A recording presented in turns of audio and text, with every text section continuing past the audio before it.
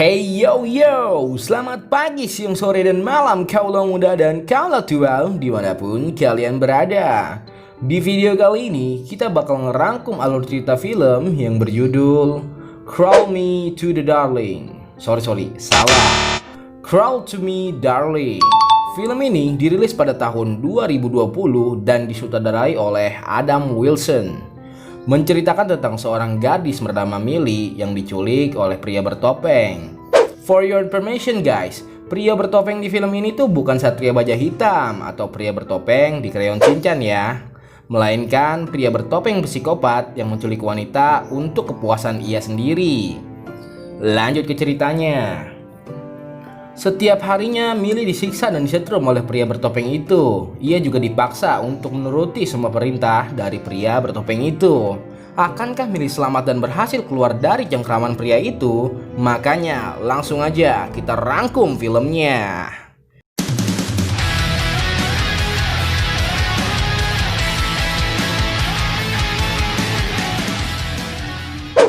Film diawali dengan Millie yang baru pulang berkencan oleh seorang pria. Ia merasa tidak aman dan resah karena pria itu berperilaku aneh kepadanya. Sesampainya di dalam rumah, Millie langsung menelpon polisi dan berkata bahwa ia dipaksa makan kue saat berkencan oleh seorang pria. Ia juga berkata bahwa pria itu mencegah dia masuk ke rumahnya. Polisi pun meminta untuk Millie tetap tenang dan mengunci semua pintu. Tak lama setelah itu, Millie pun langsung merasa pusing dan agak mual. Ternyata itu karena ia telah memakan kue si pria tadi yang di dalamnya sudah diberi obat bius. Setelah itu, pria itu datang lagi ke rumah Millie dan langsung membawanya ke mobil. Dan disinilah awal malapetaka untuk Millie. Setelah Millie tersadar, dia membuka matanya. Ia sudah dalam keadaan terikat di sebuah kursi. Millie pun langsung meminta kepada pria bertopeng itu untuk melepaskannya. Bukannya melepaskan Millie, pria itu malah menawarkannya minum. Sungguh psikopat yang sangat amat ramah.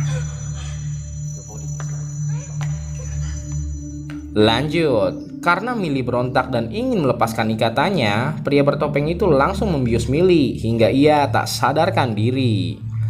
Setelah tak sadarkan diri selama beberapa jam, Millie pun tersadar lagi dan melihat tangannya yang sudah dikutek. Sedikit informasi nih buat kaulah muda dan kaulah tua, khususnya untuk kaum Hawa. Kutek ditemukan oleh bangsa Cina pada tahun 3000 sebelum Masehi. Lanjut ke ceritanya. Tak lama setelah itu, pria bertopeng itu langsung menyetrum Millie. Ia juga meminta Millie untuk tersenyum dan menyapanya dengan "Selamat pagi sayang." Emang dasar gila nih psikopat. Udah tahu si Millie lagi ketakutan, malah disuruh senyum. Aduh, ada-ada aja.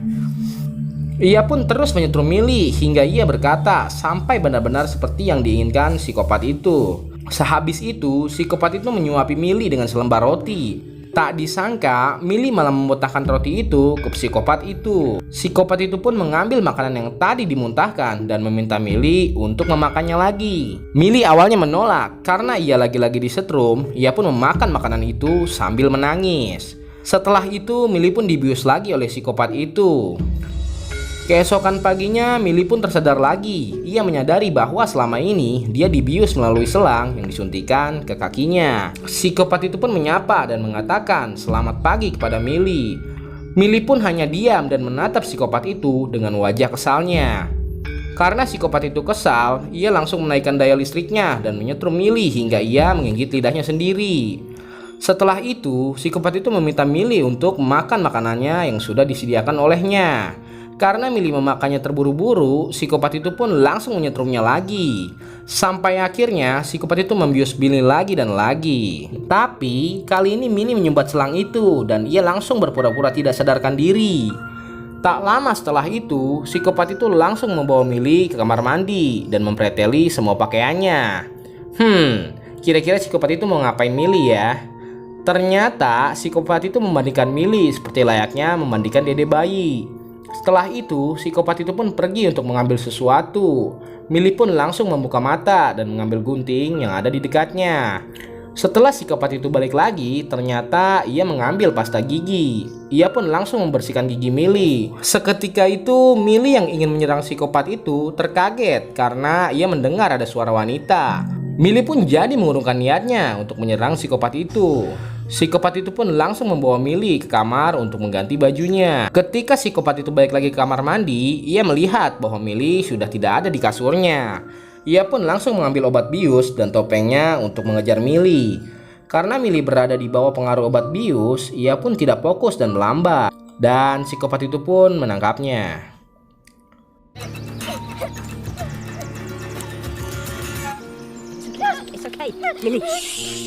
Millie terheran karena psikopat itu tidak memakai topengnya. Psikopat itu pun langsung memakai topengnya dan membius Millie hingga ia tak sadarkan diri.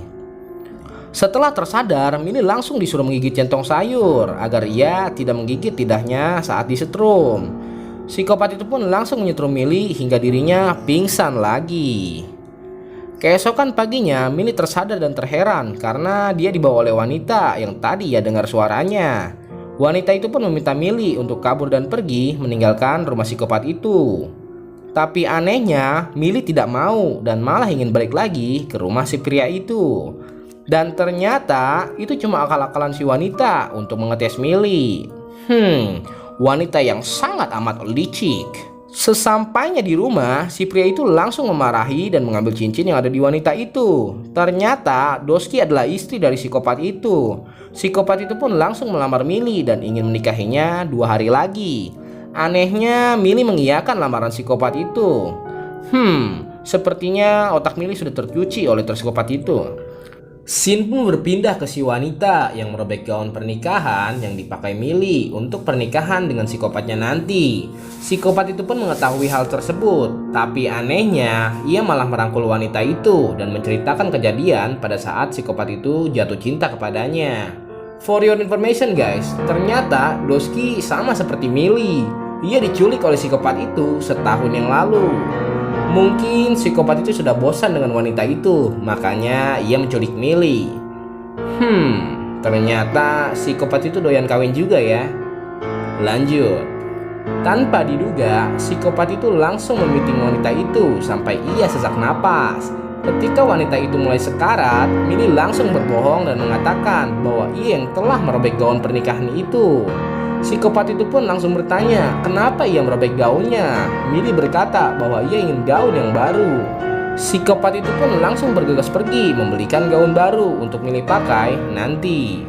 Malam harinya, wanita itu menghampiri Millie di kamarnya. Ia pun bercerita kepada Millie bahwa ia sangat amat mencintai psikopat itu. Di samping itu, ia pun takut kepada psikopat itu dan trauma kepada kejadian pada saat ia diculik. Scene pun berpindah ke Millie dan psikopat yang telah melakukan pembuahan. Sehabis melakukan pembuahan, Millie pun bersiap dan mendandani wajahnya untuk pernikahan nanti. Setelah itu, Millie dan psikopat itu pun menikah dan disaksikan oleh wanita itu. Terlihat dari raut wajahnya, wanita itu seperti cemburu kepada Millie. Sehabis itu, psikopat itu pun memakan kue yang dibuat oleh si wanita tadi. Psikopat itu pun meminta wanita itu untuk memakan kue buatan wanita itu. Tapi sayangnya, kue itu dilempar ke wajah psikopat itu. Dan anehnya, mereka semua pun tiba-tiba melempar kue ke satu sama lain. Setelah adegan membahagiakan itu, psikopat pun memeluk Millie dengan sangat bahagianya. Tapi tiba-tiba, psikopat itu pun terjatuh dan ia sadar bahwa kuenya telah diracuni. Psikopat itu pun langsung memarahi si wanita dan ingin membunuhnya. Lalu si wanita berkata bahwa bukan dia yang membuat kue itu, melainkan Millie lah yang membuat kuenya. Psikopat itu pun langsung menghampiri Millie, tapi sayangnya ia sudah tidak berdaya dan sekarat. Akhirnya psikopat itu pun mati. Tiba-tiba si wanita itu pun memakan kue yang diracuni Millie tadi dan ingin mati bersama psikopat itu. Millie langsung menghiraukannya dan dengan wajah bahagianya, ia pun akhirnya bisa keluar dan bebas. Film pun habis.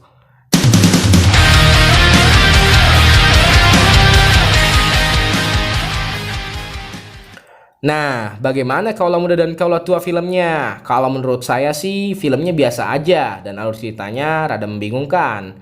Alangkah baiknya sih kalian nonton filmnya secara langsung biar lebih mengerti. Segitu aja rangkum alur cerita film kali ini. Saya pamit undur diri dulu. Salam Parku.